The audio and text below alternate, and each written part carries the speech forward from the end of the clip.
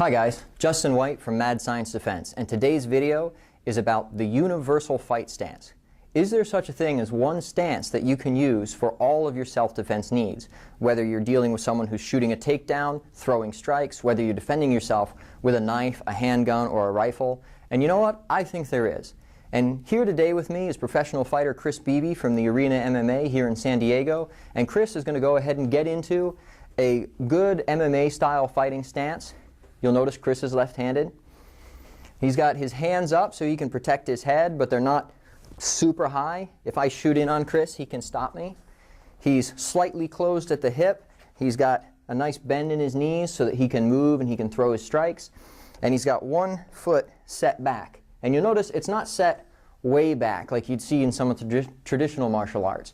And one of the reasons for that is not only is it going to rob me of a good angle on him for a takedown, but having that foot just slightly back is going to give him better range. For example, if Chris puts out his jab in this stance, where he can hit me with his jab, if he now throws his power hand, he can reach me quite significantly there as well. But if Chris were to throw his foot way back in a very bladed Taekwondo style stance and do the same thing, where he hits me with the jab, now he's got a problem. And bladed out this far, it's very easy for me to come in and take him down. So as Chris is in his good MMA style universal fighting stance, one of the things you'll notice right off the bat is that he has the three things that any good fighting stance needs. He has mobility. It's very easy for Chris to move in this stance. In fact, Chris, take a circle around the mat.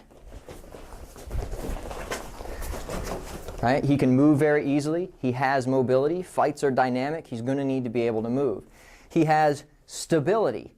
And stability is a big issue because if he's taking impacts and I'm crashing into him and moving him around, he doesn't have much trouble keeping a good base in this fighting stance.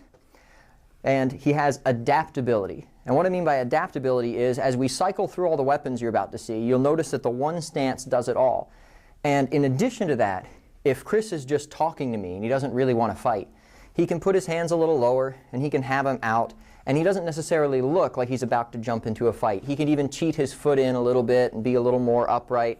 And then the moment anything happens, he's into the stance that he needs. So what about giving Chris a knife? Is that going to change things? Is he suddenly going to have to switch his feet and go into some sort of knife fighting stance? No, he's not, and I'll show you why. So if I give Chris the knife, he retains the same stance. His lead hand is going to still be able to jab, to keep me away, to keep me from grabbing at his blade.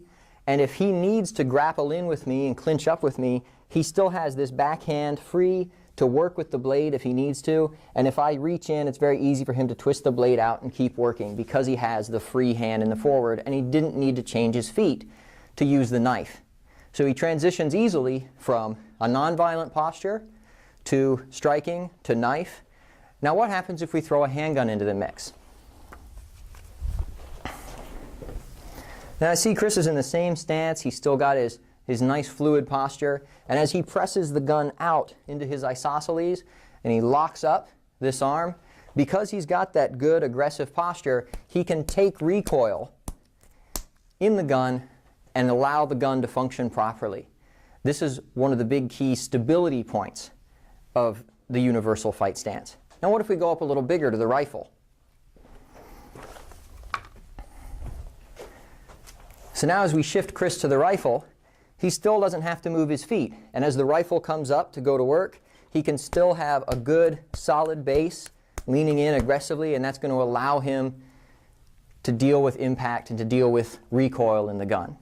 So those are the three characteristics you need in a fighting stance: mobility, stability, and adaptability. And the universal fight stance has all three. And that's why it's a good choice for your self-defense plan.